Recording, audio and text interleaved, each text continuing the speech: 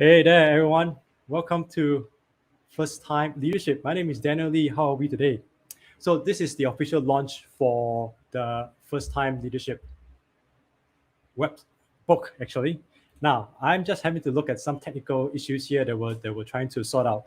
But in any case, if you are on LinkedIn, and you might not be able to see this on LinkedIn, do go to my Facebook profile because we're apparently having some problems trying to get the stream. Oh, apparently the stream is back. I'm just looking at my platform here. So welcome everyone. My name is Daniel Lee from First Time Leadership, and today is day one of the official launch of the book. Now, to commemorate this official launch, I'm going to be having a series of conversations with guests who have been pivotal and have been involved with the First Time Leadership book from the very first day. And today, I have my very first guest who has been involved with First Time Leadership since its inception. Now, this guest of mine, he has been working with clients around the world around the concept of delight. Now, I want you to think of care, kindness, compassion, empathy, your consideration, things like that. How can we make these values become part of the workplace that we are living in? That's what my next guest does. And he aims to do this by transforming people in one workplace at a time. Now, I'm going to really bring my next guest in because he is Avi Liran. Hey, Avi, how are you? Hey, Daniel, how are you? I'm Congratulations. Well, thank you very much. Well, actually, this is actually congratulations to you as well because this is really about our book, our official launch, and I want to thank everyone who is here. To this Ask Us Anything with Avi and Daniel.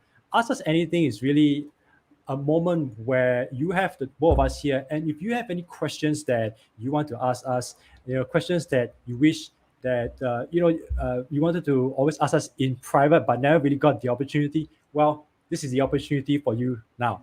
And if you're joining us either on Facebook, LinkedIn, on YouTube, you know just remember to say hi and leave a like for this stream. So in any case, I think what we're going to do is, Avi, why do we get started? Let's get it started. Let's All get right. it started in here. Okay, so let oh, tell us one thing that you would like people to know about you. One thing that they want to know about me, I'm going to be 60 next January. So I look damn good for a 60 years old chap. Once I Yeah, thought it's very old, yeah. yeah. Um, And we have a whole range of people who some of them who might know us and some of them who might not know us that well. So you know, I think one of the things that people have always wanted to know is when you have two co-authors in a book, very often each person is being part of that journey for different reasons. So why do you decide that you wanted to support me and be part of this journey?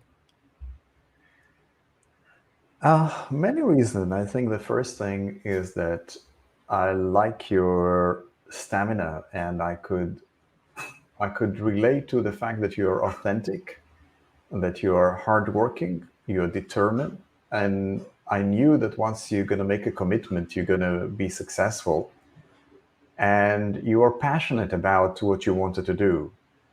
And what I could do is I could render my experience and together try to bring the best in everyone. But you were giving me a great lesson that I had to learn the hard way, because in a small team, it's easy for the experienced person to put more weight. But you taught me how to become a follower, and you led beautifully.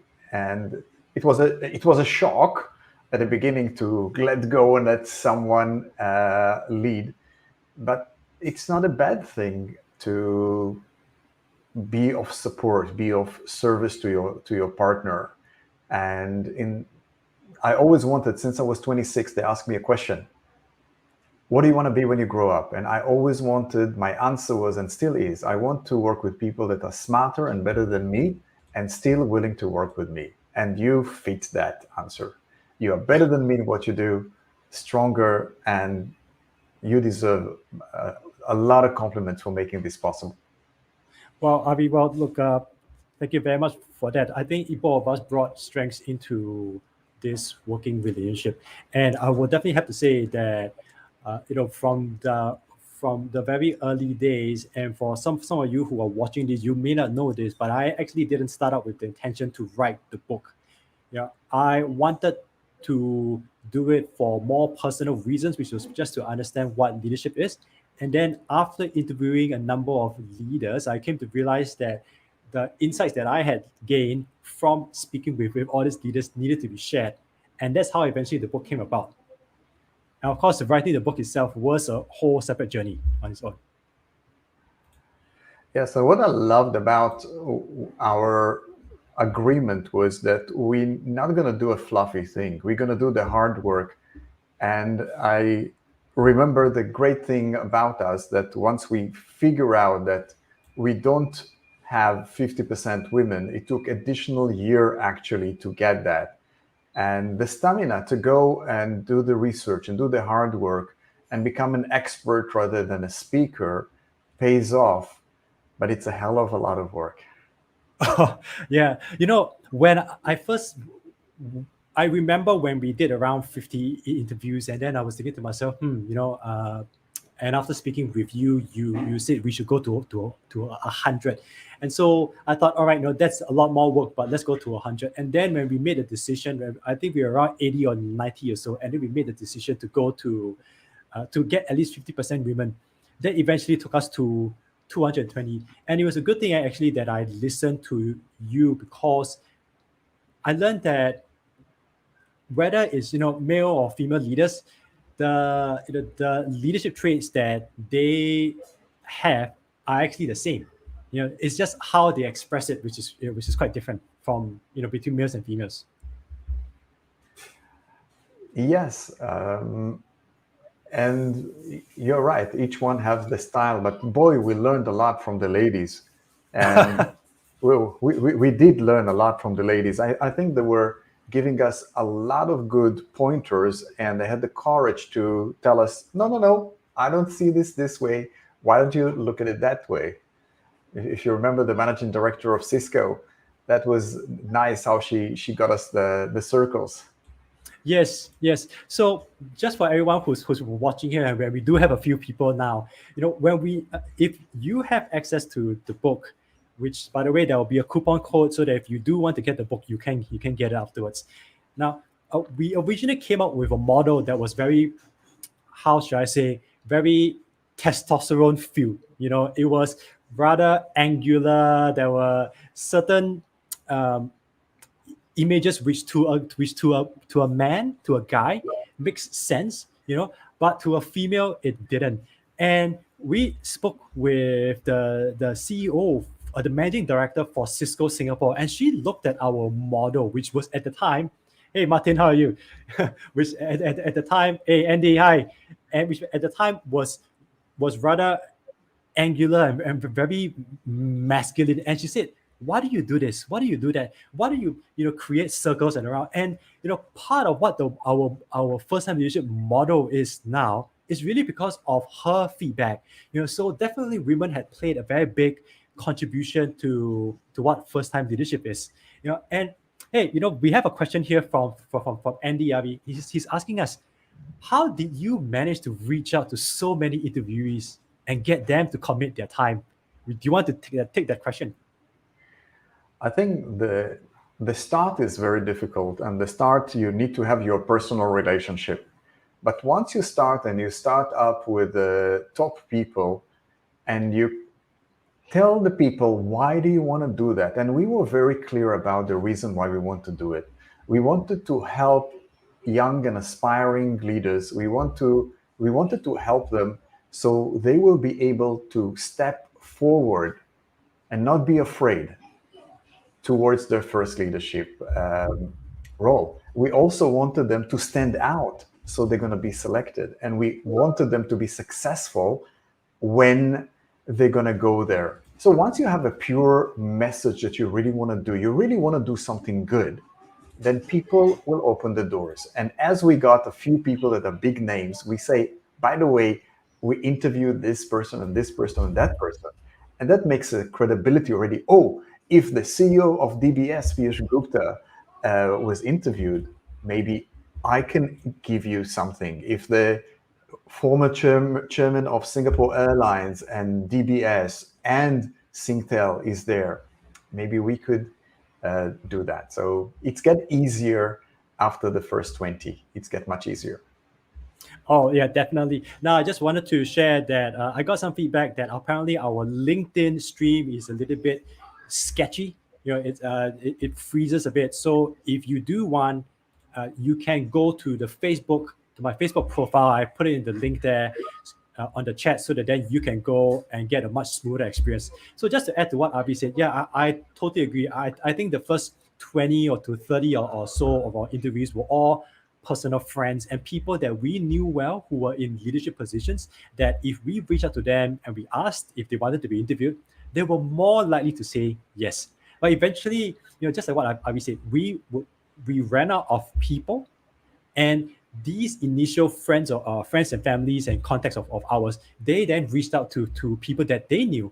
And so it was just a real cascading effect of our immediate circle, and then they recommended people to us, and we reached out to them, and it just went on and so forth and so forth. And definitely what Avi said is true.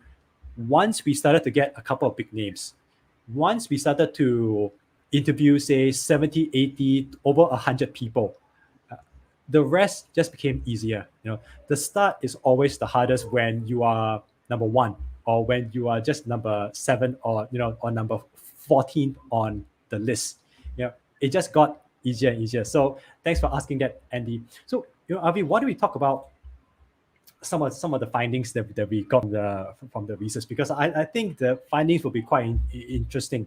One of the findings that we got is this whole idea that leaders, I'm just going to phrase it this way, but for everyone watching here, you got to have a bit of context here. So leaders are born, but leadership is a choice. What do you think? I would give the question to you because you love this question. I always get this question, and I think that I want better questions. So why don't you answer, Daniel, this question for me? Yeah, yes. So how I see it and how I realize it is this: leaders are born. Yes, in that we're born with the potential to be leaders. Okay, so the potential is there. The challenge is that in order to be a leader, in order to undertake that leadership is a choice. You have to be willing to learn how to be a leader, to transform and go through that transformative journey. See, a lot of the so-called natural leaders that we interviewed and had the opportunity to speak with, many of them started out leading when they were in when they were in school, or they started leading very young in life. Now young is relative, because we have some people who who got that sense of leadership when they were in primary school, and others will be maybe in secondary school or even in university. But in any case, they started young, and that allowed them to eventually develop and become leaders over time. So that's definitely one of the findings that we have. Anything just to tap on what you say, if you want to be a leader, what we learned from overwhelming majority of the leaders is that they volunteered. They put their time for the sake of others, whether there was a prefect, whether they were volunteering in church, whether they're volunteering for the youth, whatever they did something for others.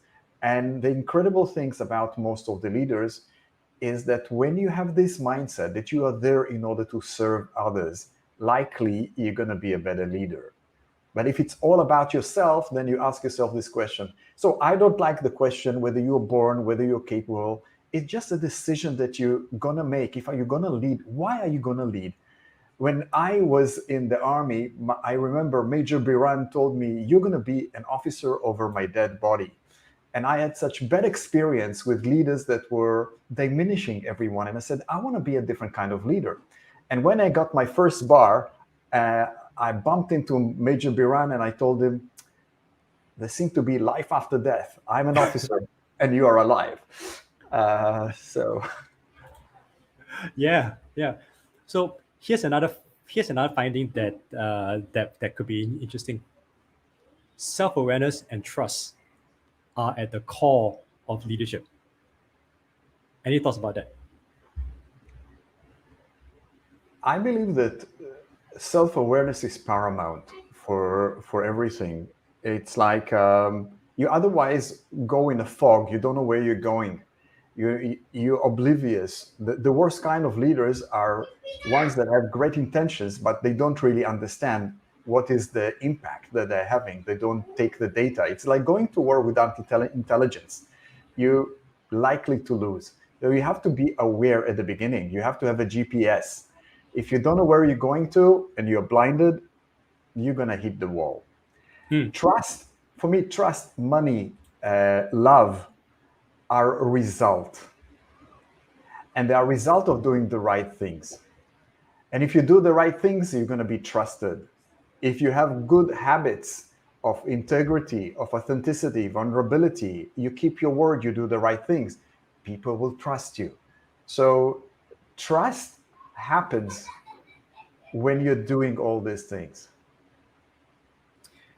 Hey, Bill, how are you? We just got someone else, and yeah, so I would want to add to what you have said. I really agree with you. Thanks, Guy, for that. So self-awareness is really important when it comes to leadership, because in having worked with a number of leaders now, as I'll call them people managers.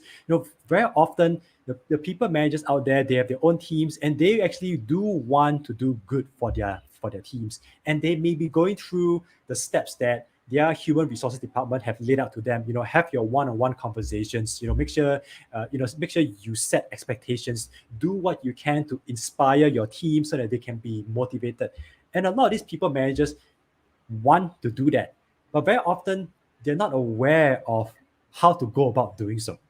Yeah, and this whole idea of trust is really important, because as a leader, it's really about influence. And if you're and where does influence comes from? Your influence comes from trust, and trust comes from the relationships that you have with people, right? So if they don't have that trust in you, or if you haven't had trust built, then it's going to be hard to influence. And like what you said, Avi, trust is a result, right? It comes from the way you speak, the actions that you take, the decisions that you make, and how you're doing it consistently and with authenticity. So Absolutely. yeah, so here's an interesting finding. Number 3, there's no silver bullet when it comes to leadership.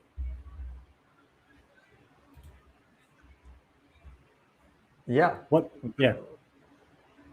And that's a true statement. All right. So I'll give you a little bit more context on this. So once I was doing a webinar, and somebody asked me, "Hey, is there one thing, one trait, one skill, or one method that they can learn in order to be a successful leader?" And my answer to them was, "There's no silver bullet to leadership." Yeah. So, what are your thoughts about that, Avi? One trait at a time. You can't master it all. And you have to go back to your blueprint and the reason why do you want to lead. That is the first thing. If you don't know why do you want to lead, why should they follow you, then you're in the wrong game. You're probably there for your ego, just to show your ranks or whatever.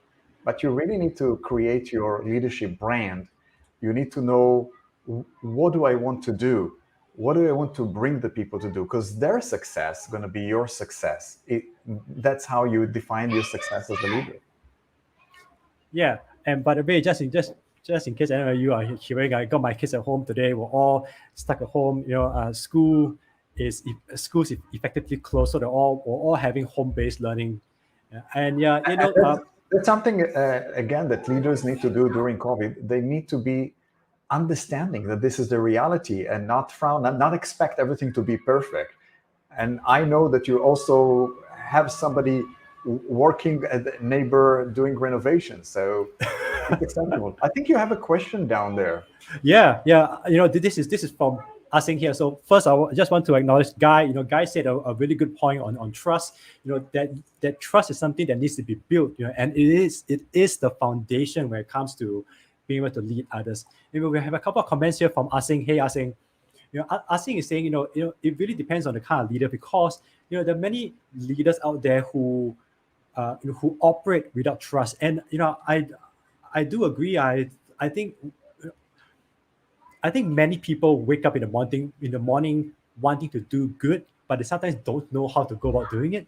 But I think has a comment here which is quite interesting. He says, if a leader needs to learn how to lead, he is not a natural leader. So Avi, do you want to speak to that? Who cares about natural or not natural?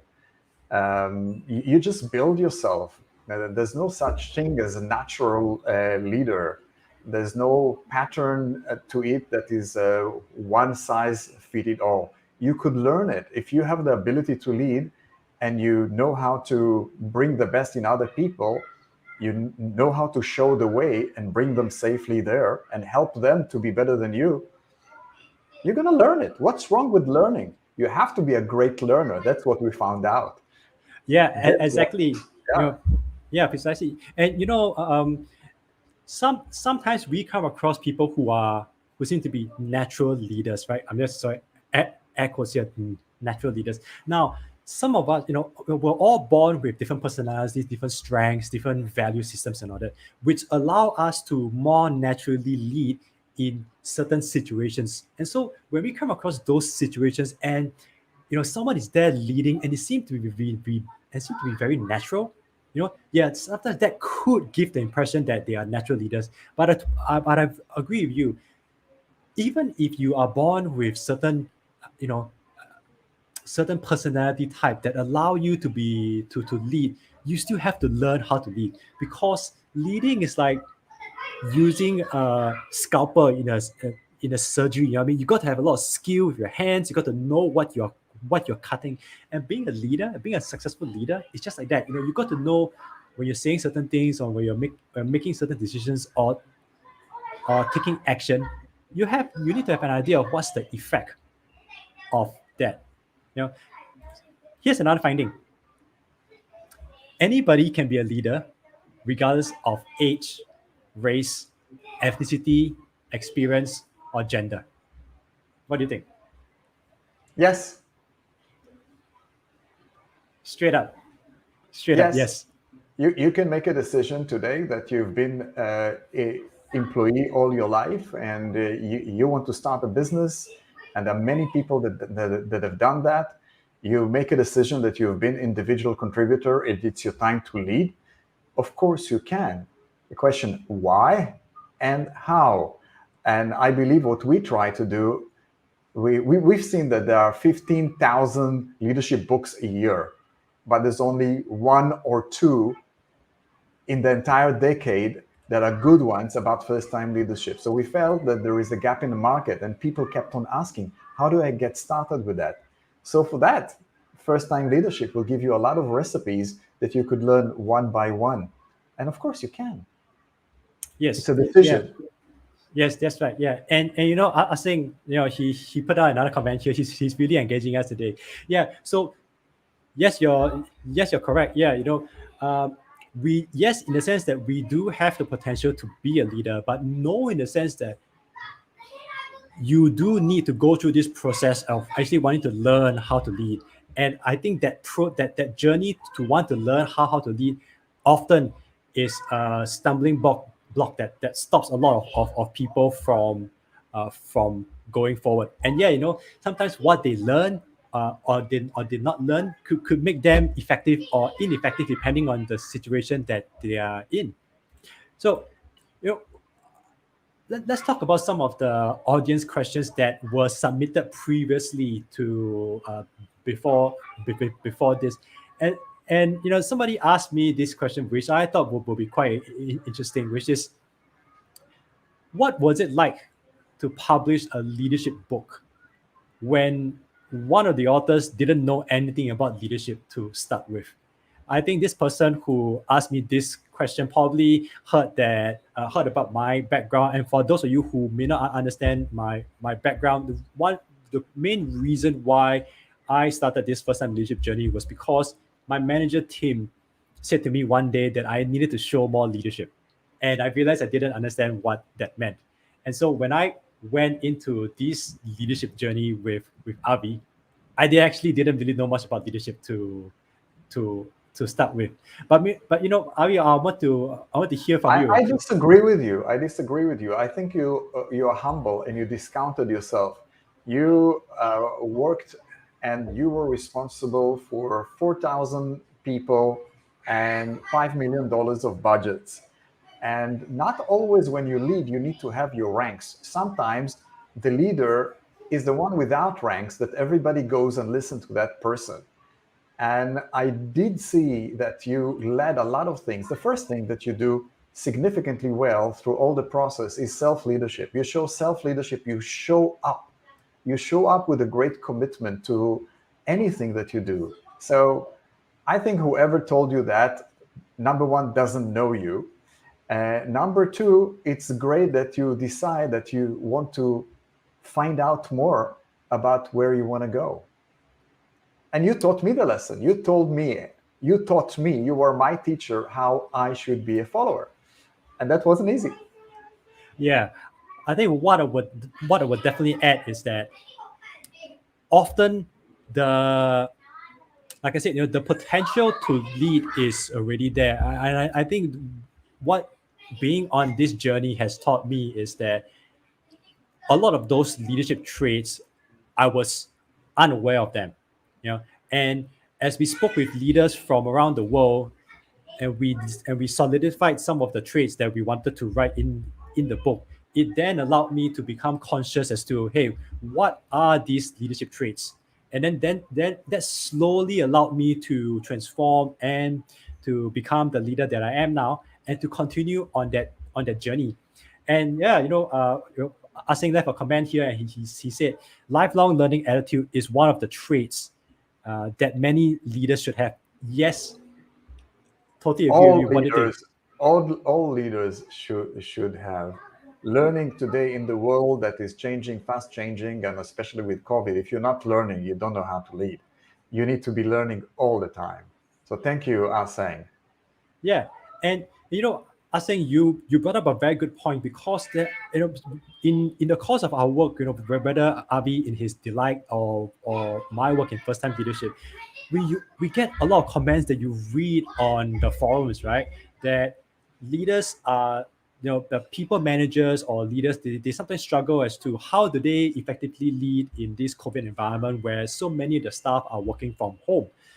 So you got to constantly learn and evolve, because the situations that you are leading is always changing. Okay, and Martin gave a very good point. He said that leadership is not a title in a resume, it's stepping up to the challenge.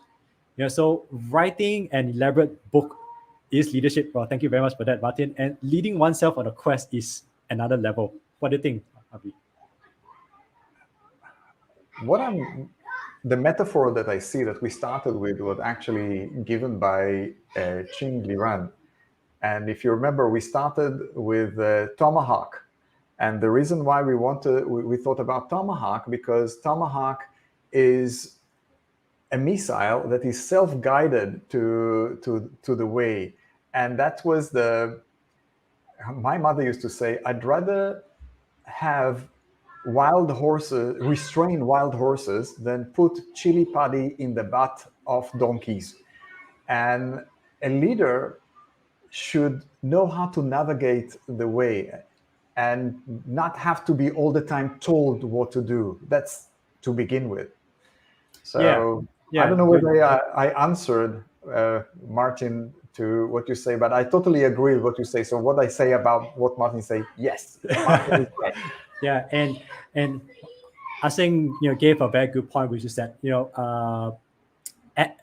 attitude is one, aptitude is another.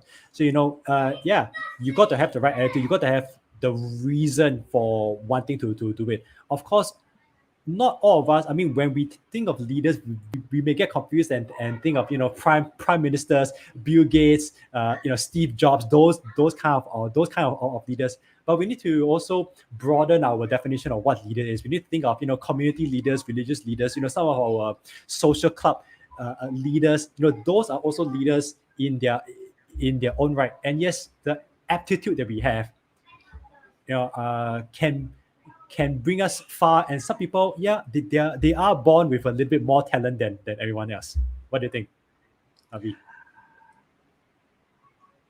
Yes. I think Andy has a good question that So I get. But Andy, do you want to write a book? So Andy's saying, hey, when you write a book, do you usually have a certain timeline in mind? How much longer do you take to finish compared to what you had anticipated? Avi, do you want to share that first? Yeah.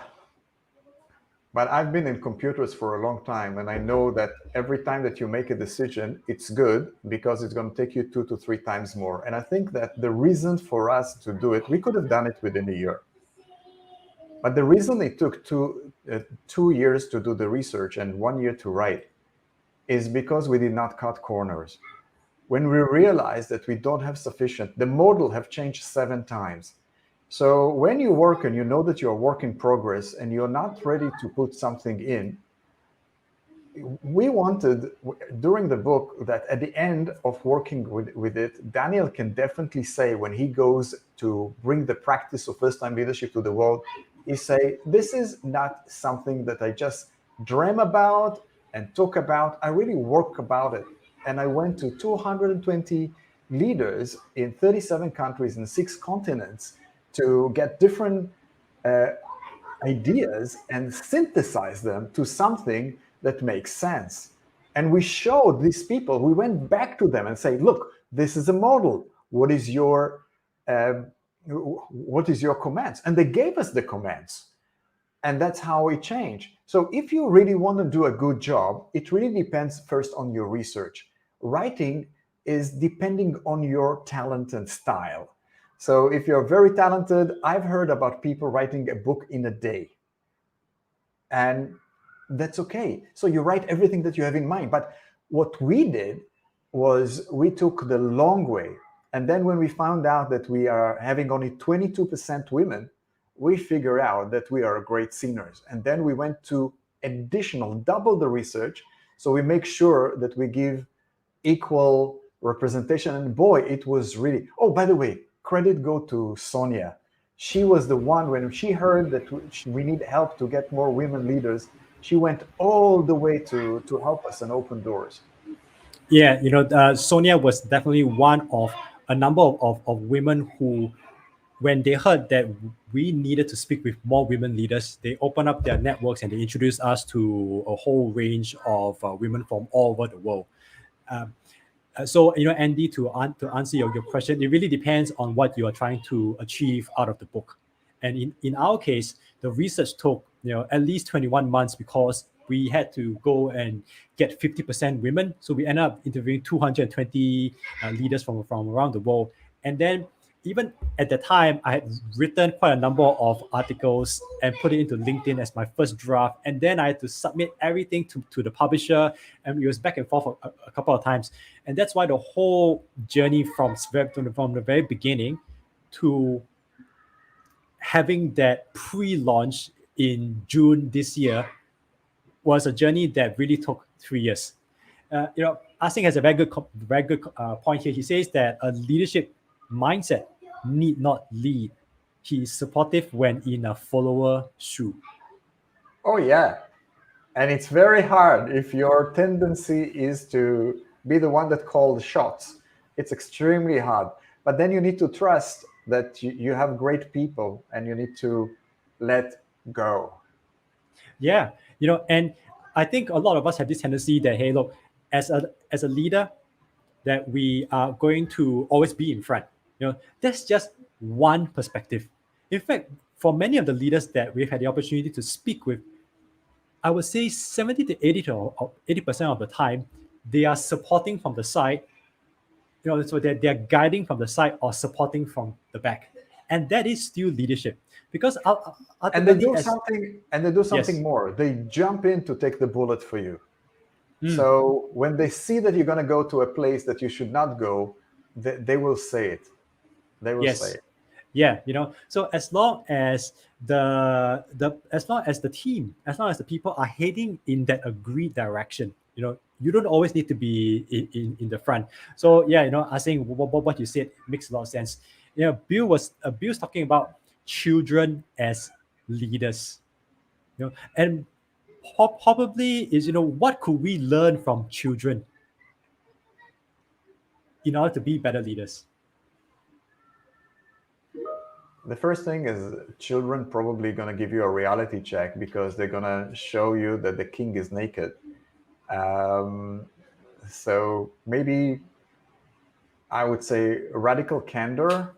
That's something that we could learn from children, and this is exactly what we need not to learn from children on the other side, because people are very sensitive, and if you don't know how to manage their souls, and you're just going to be transactional with them, you're going to lose them, especially when they put so much effort and they can become sensitive and defensive.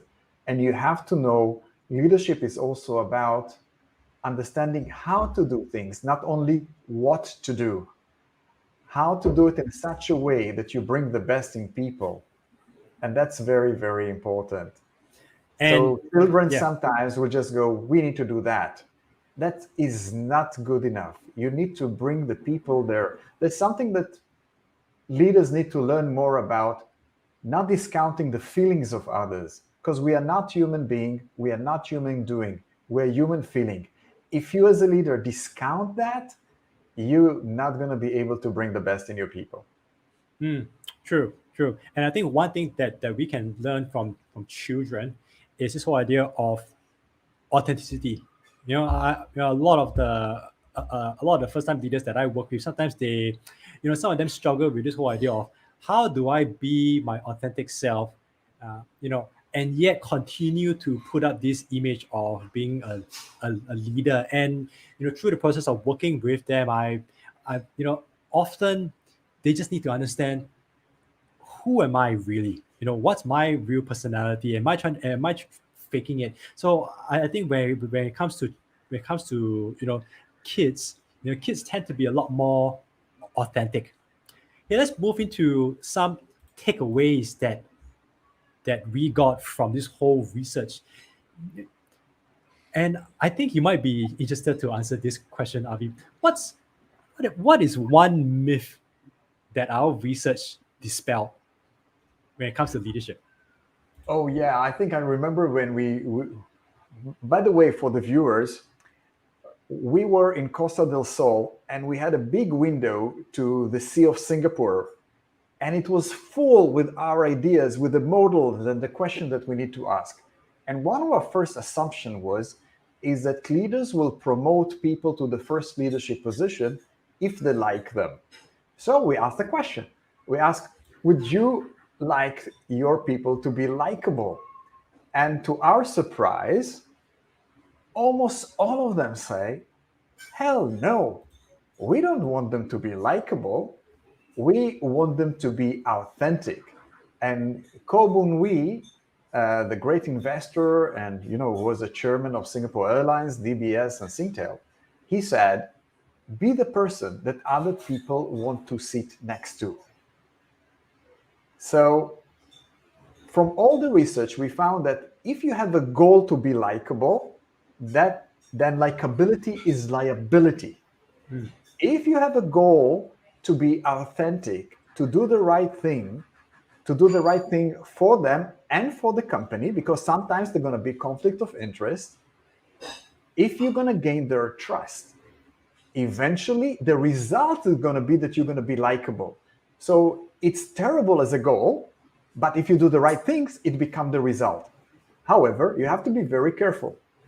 You don't want not to be friendly with them. You have to learn about them. You have to know what they're going through.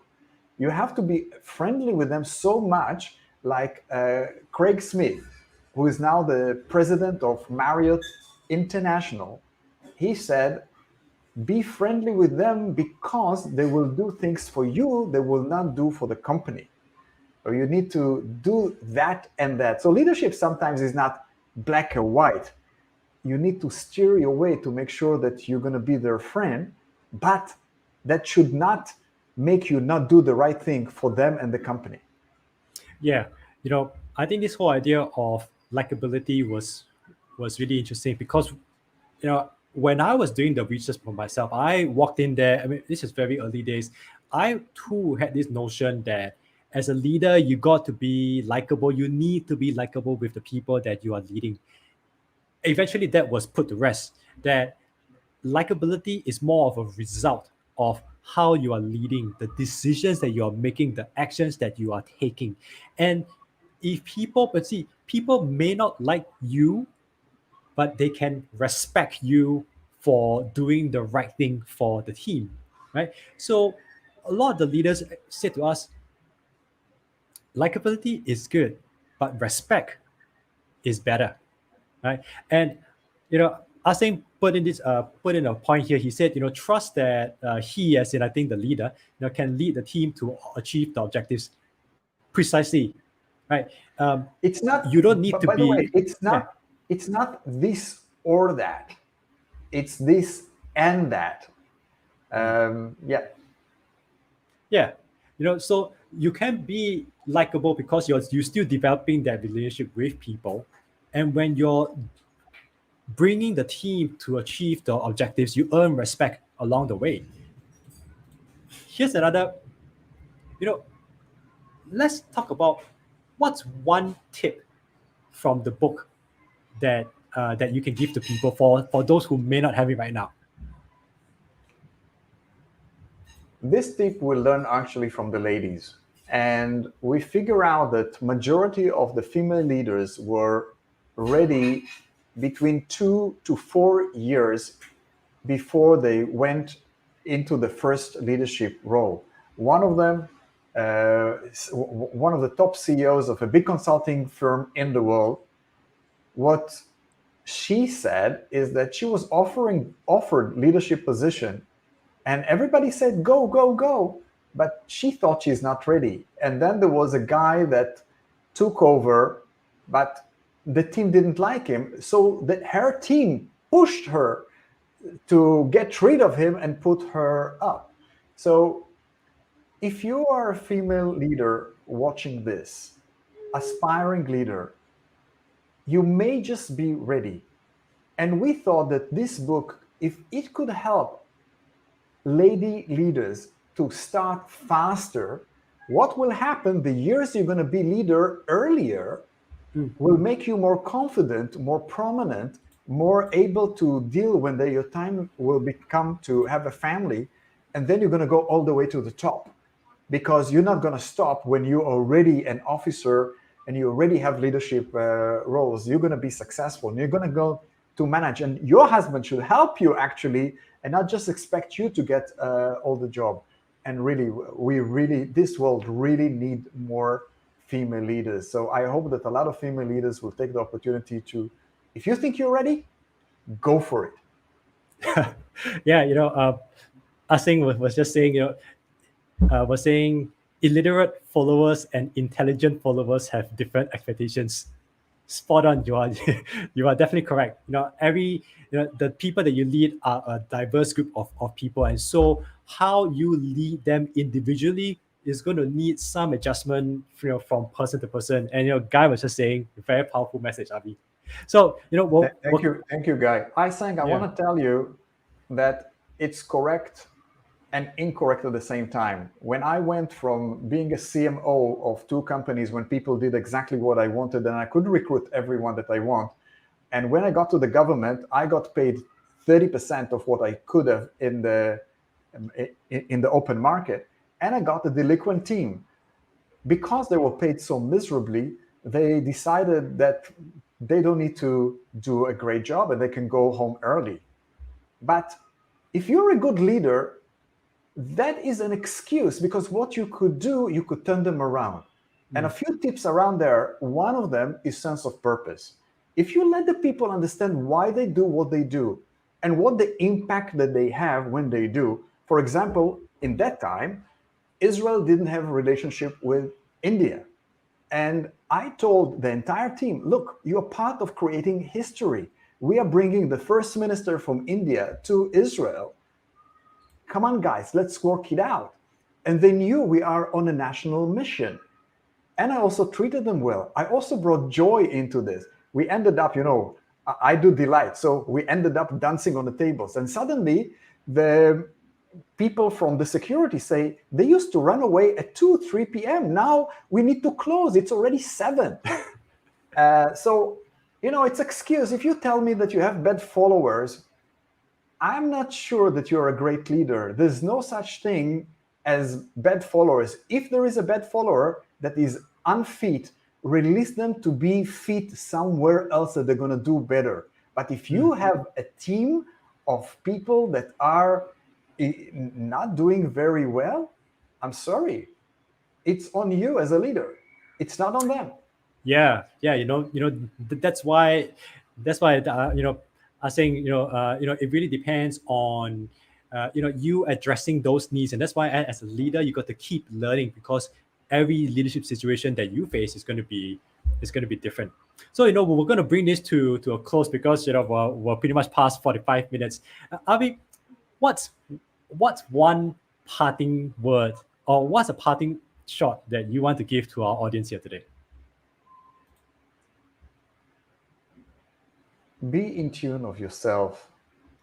It's never about you. It's always about who you are. If you can act with your values, know who you are, what you stand for, and act with them consistently, you're gonna do well. Don't try to be someone else, and figure out and learn who you are, what you stand for, what's your mantra, why are you leading. Once you figure it out, stop. And you're gonna make a lot of mistakes, but it's good. You're gonna learn from them. Have a mentor, more than one, and definitely read the book. And take Daniel to coach you. All right, so for everyone here, so first of all, I want to thank Avi for really sharing your words of wisdom here. I hope audience members that you have enjoyed it, and thank you very much for being part of our live stream here. Today is day 1. We have day 2, 3, 4, and 5 for the rest of the week at the same time. Now, for those of you who are interested, you can get a couple of dollars off the book, and the code is LAUNCH, right? LAUNCH. All you have to do, for those, you may have gotten the book and maybe your friend might be interested in it, you just need to get them to go to firsttimeleadership.com and click on that book menu right on top of the webpage, and that will bring you to a location where you can purchase the book. And like I said, all you need to do is just to put in the coupon code LAUNCH, and that gets you $5 off the book. So once again, Avi, thank you very much for sharing your words of wisdom. Audience members, thank you very much for being here, and we look forward to the rest of the week. Thank you very much. Thank you, Daniel. Signing off. Thank you, guys.